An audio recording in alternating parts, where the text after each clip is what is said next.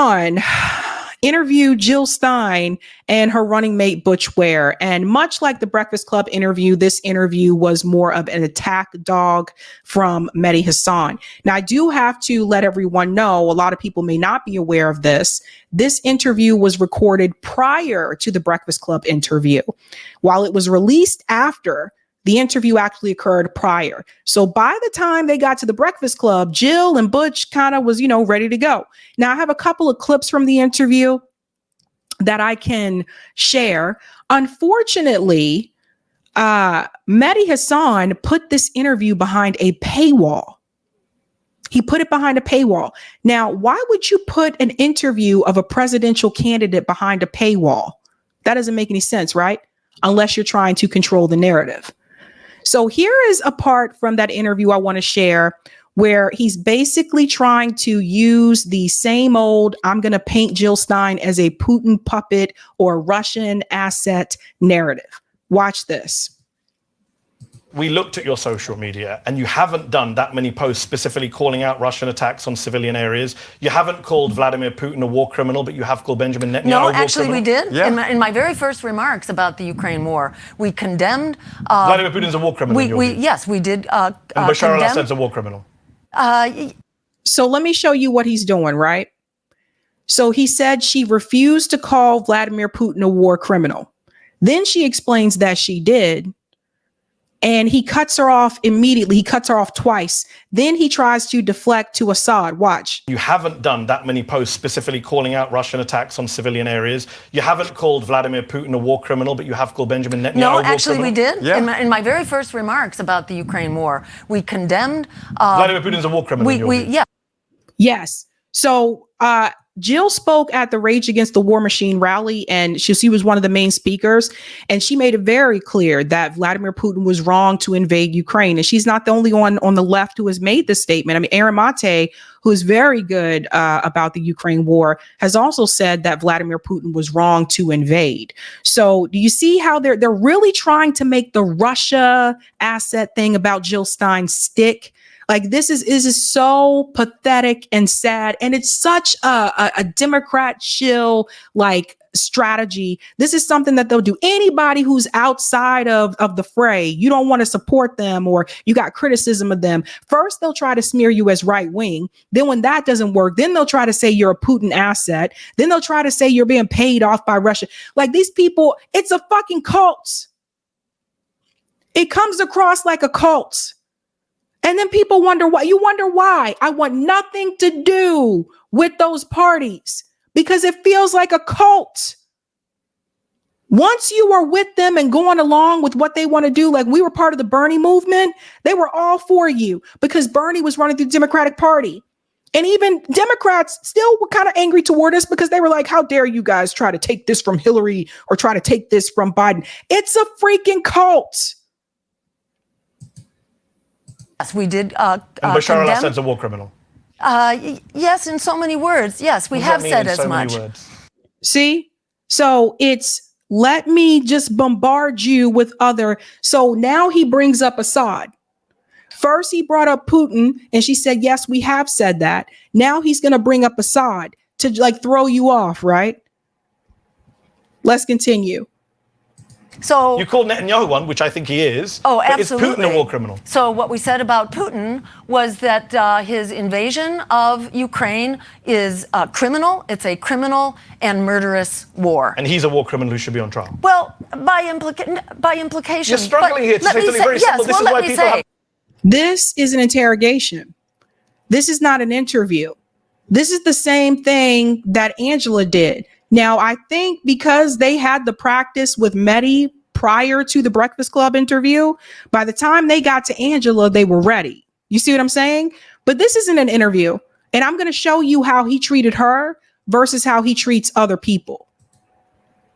Well, by implication. You're struggling here to say something very simple. This is why people have their doubts about you in Russia. Well, why is Benjamin Netanyahu a war criminal but not Vladimir Putin? Well, as John F. Kennedy said, we must not be afraid to, we must not negotiate out of fear, and we must not fear to negotiate. So if you want to be an effective world leader, you don't start by name calling and hurling So epithets. how will President Stein negotiate with Israel then if you've called Netanyahu a war criminal? Well, because he very clearly is a war so Putin criminal. clearly isn't a war criminal. Well, we don't have a decision. Now he's jumping back to Putin. So you see what he's doing? They were just talking about Assad, right? And now he's like jumping back to Putin. So this is an interrogation tactic. So the question that I have is, Jill Stein having an interview or is she on trial? This interview from Mehdi Hasan was not done in good faith. This was done for Mehdi Hasan to try to take Jill Stein down.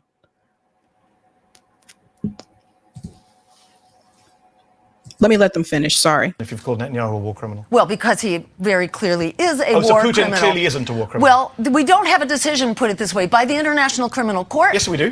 Yes, actually, for his arrest. Actually, you're wrong. There's an arrest warrant for Putin. There isn't yet an arrest warrant for Netanyahu. So why is Putin not a war criminal, but Netanyahu is? Yeah. I think they both are. Let me say this. We are sponsoring that war. We are sponsoring Netanyahu. That's our war. He is our dog in this fight. That is why we have a responsibility. No disagreement to from me at all. Back. But that with does Russia, not answer my question. With Russia, it's whether far we more sponsor them or not complicated. is irrelevant. Either you're a war criminal or you're not. Is Vladimir Putin a war criminal? In so many words, yes, he is. I don't know what so many words are. Butch, is Vladimir Putin a war criminal? Let me say that whatever you think he is, if you want to pull him what back. I think. I'm asking what you think. You're running for president. If you are a world leader, you don't begin your conversation by calling someone a war criminal unless so why you have you called Biden and Netanyahu war criminals? Because we have a clear strategy and we have a very strong support across Is the Bashar world al-Assad and Vladimir community. Putin war criminals in your view? So you can see how this went, right? So do you see what he does? See how he talks really fast and you start to answer a question and he doesn't let you finish answering it? Very nasty, very rude. And then he put the full interview behind a paywall. Now, Jill and I have some disagreements when it comes to Assad, because one thing I will say is I think that Jill Stein should look at Aaron Mate's his report that about the OPCW whistleblower report. I think that she should read Aaron Mate's work about that. Aaron Mate, has covered Syria extensively, and he received an award for his coverage on that. So I will say when it comes to that, again, I don't feel like he let her fully respond to things. He kept jumping in or whatever. But I figured he was just going to go attack mode anyway. But I will say, I think that when it comes to Assad, I think that she should look over that OPCW report that Aaron Mate did, because Aaron Mate was able to show these claims that they said, well, Assad chemically attacked his own people. Aaron Mate was able to show that that was not true. So I think when it comes to Syria, it can get somewhat complicated. And I think I would advise the Jill Stein campaign, I would advise them to please read, Aaron Mate's reporting on Syria. And you can also talk to Margaret Kimberly. I believe Margaret Kimberly is going to be coming on RBN to talk about this. So that is one area where I would say I think they need to look into that a little bit further. Now, here's another clip. And this was kind of like a mesh of it. Like I said, I told you it's behind a paywall. So this is all I got, you guys. So watch this. Every vote that's cast for Kamala Harris or for Donald Trump is an endorsement of genocide. It is an affirmation of genocide. Lay out for me the steps whereby I go into a voting booth, vote green, and the genocide stops. Let me pause. See, this is the talking point that blue dogs are using, where if you go and you vote green, that doesn't stop the genocide. I think that it's very obvious that people don't understand the strategy, or people like Mehdi do understand the strategy. But again, he is a mouthpiece for the Democratic Party. The idea, number one, is that you don't reward genocide. That's the number one. You don't reward genocide. Number two, that is a way for you to use your vote as some sort of leverage. And number three, this is not just about this election. This is about building a third party movement. Jill Stein and Kshama Sawant have gotten together for a collaboration. This is why they're traveling across the country. They've been having these talks or whatever. They were out to the DNC convention, protesting there, giving several speeches. Jill Stein and Kshama Sawant are building something bigger. So after November, this doesn't stop just as like, okay, well, the presidential election's done. So whatever. That's not the end of it. So Shama Sawant, former city councilor of Seattle, fought on the ground before she became city councilor. She knows how to win. They won the fight for 15, her and her organization, Socialist Alternative. Like, she won against Amazon, which is very hard to beat. So Shama Sawant decided not to run for city council again. She's been in city council for a long time, not to run again, and decided to start an organization called Workers Strike Back, where she's focusing on helping people like Chris Smalls try to unionize other Amazon warehouses, working on like helping people unionize for the workers.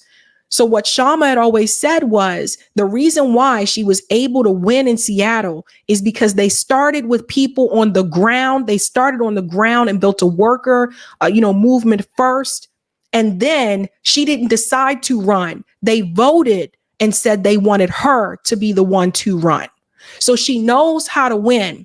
So if you're just looking at this as what is going to happen in November, then you don't understand the strategy. As I've said multiple times before in the show, you have to build a third party movement. The Democratic Party wasn't always this powerful party. It was something that they built. So if you want to have consistency and longevity with third parties and you want them to grow and get bigger, you have to build it. And what's very clear to me is some people and some of these talking heads who think that I don't know that they have family members in the Democratic Party and they have family members that are politicians that work for the Democratic Party. Some of the people who claim to be independent media, these people are plants.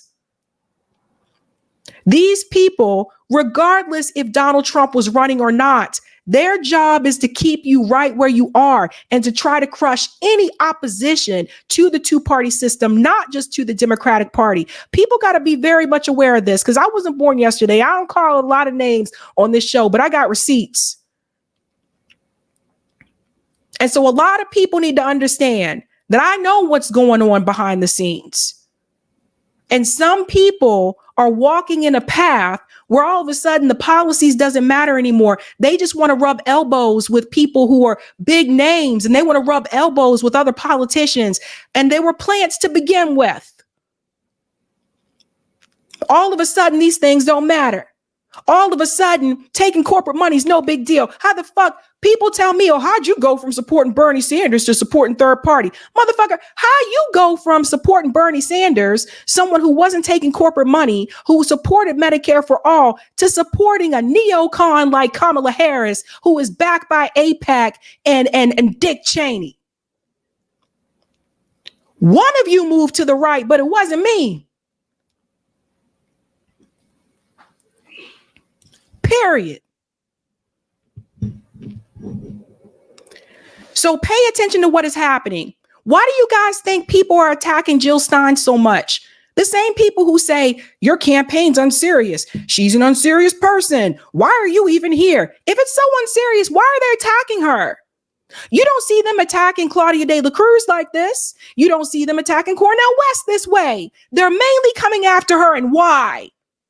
Because she is surging with Muslim voters. I even know some black voters told me they're going to support Jill Stein now after they saw what happened on The Breakfast Club. That's why they're coming after her. So people can say whatever they want about me, but one of us decided to stick with the policies, and some of you motherfuckers decided to make some money. Let's continue. I don't see that happening. Clearly, we are creating a very organized coalition that is here for the long haul. That's right. They were Democrats that were sending cops to campuses to beat up kids on my campus, okay? Coming in riot gear to remove people from encampments. Yeah. When people were dying en masse from COVID, when he was praising Nazis, doing domestic terrorism, as Butch says, did you ever at any point say, maybe I got that one wrong? Oh, no. You said in November 2015, as Assad and Putin were massacring Syrians in their tens of thousands, quote, the US should be working with Syria, Russia, and Iran to restore all of Syria to control by the government. That's the Assad government. That was an unapproved statement, which was taken down the moment it was. You seem to have a lot of things online that you don't approve. Would you? So do you, Mehdi. So do you. Right? So everybody knows, like when people run, a lot of times they're not managing the social media accounts. A lot of times they have a team that does that, right? So Mehdi, let's not talk about people putting up things that they didn't approve. Let's not talk about that. Let's not talk about that, Mehdi. See, people think that because he got fired from MSNBC because he was standing up for Gaza, people are like, yeah, he's a fighter and da-da-da. No, that motherfucker's still a Democrat shill. He was good on Gaza, but he's still status quo on everything else. And don't get it twisted. Do not be fooled by these commentators that have left corporate media and started their own thing. They are still shills. They are still status quo. That's your Don Lemon. That's your Mehdi Hasan. Mark Lamont Hill, I look at you sideways too sometimes, bruh. Because you were talking about Gaza every damn day. And the moment that Kamala Harris said she was running, you jumped right on that train. So I'm giving you a side eye too, but I'm not going to put you in the same line with them. All of them. They're status quo. Bill O'Reilly, oh, I left a corporate media. Now no, you still status quo. Chris Cuomo, you still status quo. All of a sudden you act like you got some epiphany because you're part of News Nation and you're not a part of CNN. News Nation is still corporate. It's owned by Nexstar. But all of a sudden you're like, it's not about right. It's not about left. Man, please.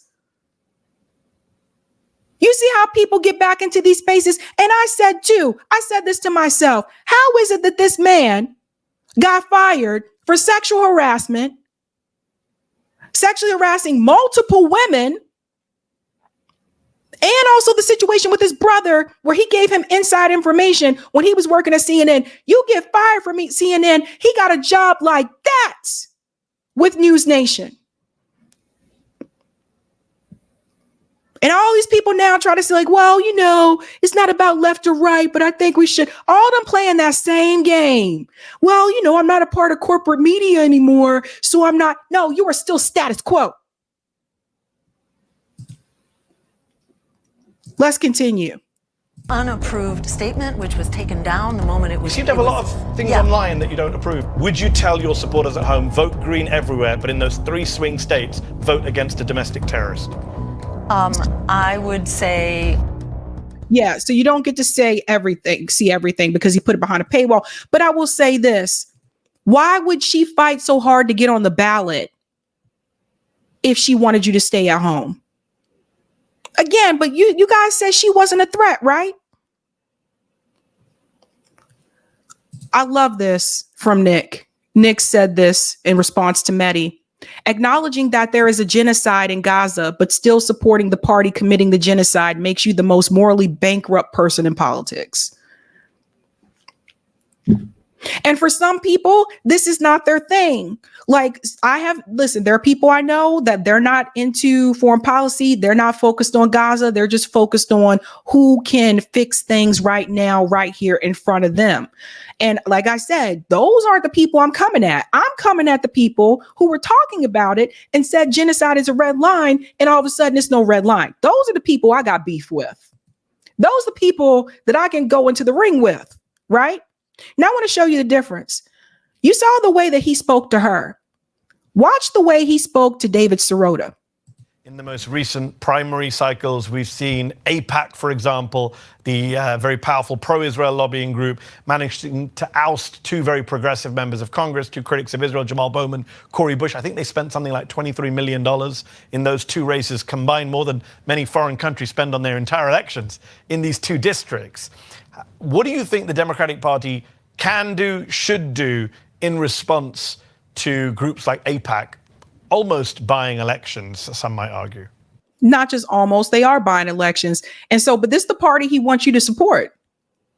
He still wants you to stay in this system. Mehdi Hasan. It's a really difficult quandary. I think first and foremost, there needs to be public financing of elections. Bernie Sanders mentioned this at the Democratic Convention. It seems like a pie in the sky idea, but it is fundamental to our democracy, which is to say, there should be a way for people to run for office where they can have adequate resources to run a serious political campaign, and adequate resources that aren't from private sources that are coming with the expectations of government favors. Right now, because of the master plan, The deregulated campaign finance system forces candidates to rely on private sources and allows essentially billionaires and wealthy special interests to buy these elections. And public financing of elections has passed in other states. It's been supported by Democrats. If you want to make a more level playing field, it's not going to be perfect, but a more level playing field, this is essential. So notice how he spoke to David Sirota, right? And they're right about having free elections and not have people pay for these things or have to go out and get donor money, but they don't have to. Like Jill Stein's grassroots, Bernie was grassroots. Look at the way that he spoke to Jamal Bowman. If you are a progressive, you are a young person, you are a person of color who cares about foreign people, you are a Palestinian American, a Muslim American, Arab American, especially in somewhere like Michigan, and you watched last night's debate, and you saw Harris and Trump argue over who loves Israel more, and no one's saying they're going to hold Israel to account or stop the genocide. What would you say to that person who says, Congressman, why would I vote for either of them? They're both equally bad on this subject. Yeah. First, I would say I understand completely because you have been made to feel invisible and have been erased. So I understand. So do you guys see the difference? He said, what would you say to those people who said, I don't want to support either one of those candidates? Notice how calm he was with Jamal Bowman. Notice how calm he was with David Sirota. Now, it's funny that you said that to Jamal Bowman, Mehdi Hasan, because you had someone sitting right in front of you who was the alternative candidate, who was the candidate that is correct on that issue. But no, you decided to scream at her. So you're not serious either. This is what they scared of, folks. They keep saying, oh, she's not serious. It's no big deal. No one cares. Why are you doing this? Apparently somebody cares because look, some Muslim voters in battleground states moved to Jill Stein. And again, I told you about the numbers, but I want you to see it here for yourself. 35% for her in Arizona, 17% for her in Georgia, 13% for her in Nevada. 40% for her in Michigan. She's destroying Kamala Harris in Michigan among Muslim voters. So I guess Kamala just gave up there. It was like, nope, I'm not going to try to get this. I don't think Kamala trying to get this group back. 25% Muslim voters in Pennsylvania, 44% Muslim voters in Wisconsin. So Jill Stein is getting a significant amount of support from Muslim voters. And this is what they're really afraid of. Then you have this group here that's undecided, which they may not decide till election day. You never know. Pretty interesting. Now, what's strange is for some reason, Donald Trump is polling higher with Muslim voters in Nevada and Michigan than Kamala Harris. So I don't understand that. But in Michigan, Donald Trump has 27%, Nevada 27%, Kamala has 26%. In Michigan, Trump has 18%, Kamala has 12%. So I don't understand. I don't know what that's about. But it's something that's happening there.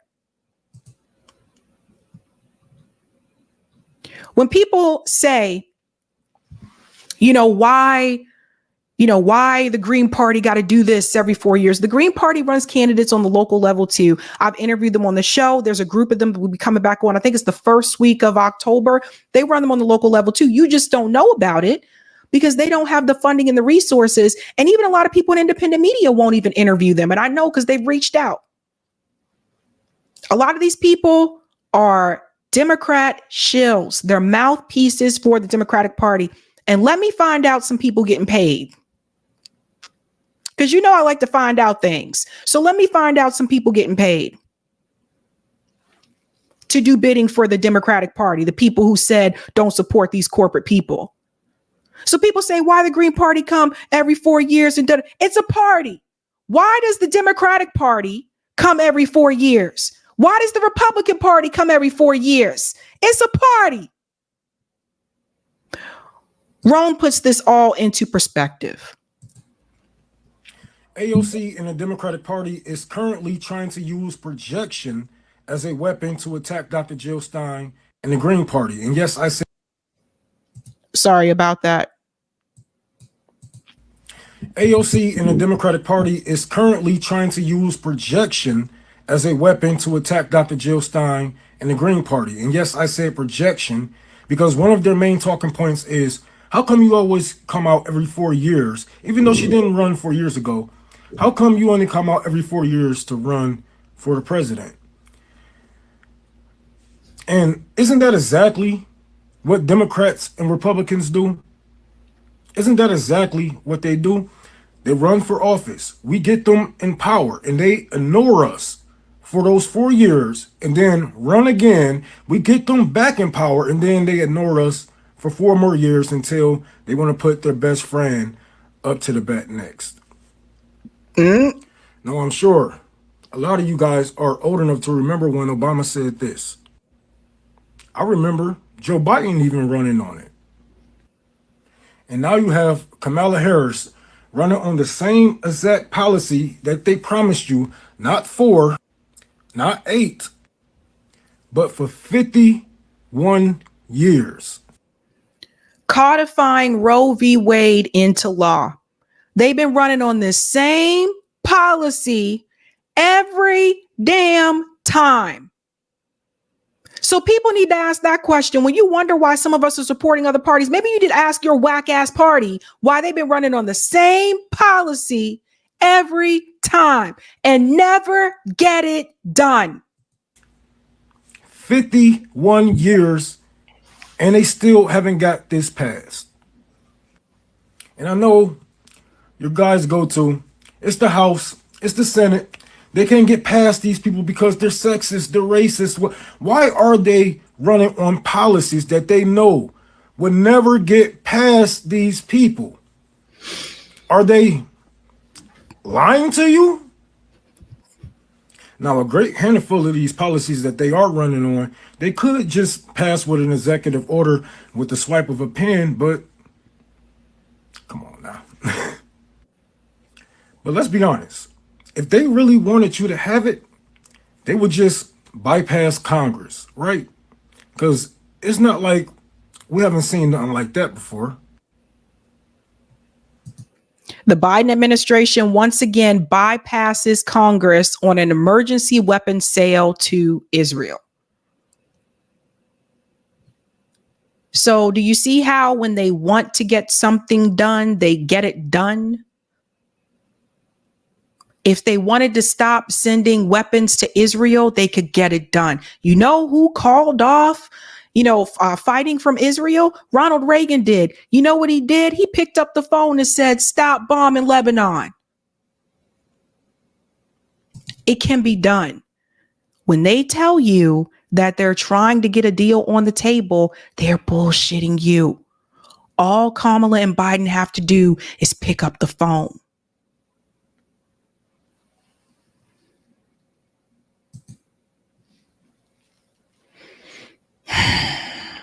Can't fall for the okie doke. We haven't even gotten to November yet. There will be more attacks on Jill Stein because I think she's more popular this time around than she was in 2016. But instead of attacking Jill Stein, what you should be doing is attacking your own damn party. For those of you who are attacking Jill Stein or Cornel West or Claudia De La Cruz and saying, how dare you people run outside of the two-party system and try to mess things up for the Democratic Party, maybe you should contact your politicians and the Democratic Party and ask them, how dare you run on the same policies over and over that you know that you can't pass? How dare you not accomplish anything all these years that you've been in office? How dare you not have a platform that energizes the base?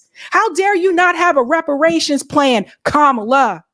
How dare you not have a plan for younger people who don't have kids? It's all about child tax credit. What about the rest of us? We want to live too.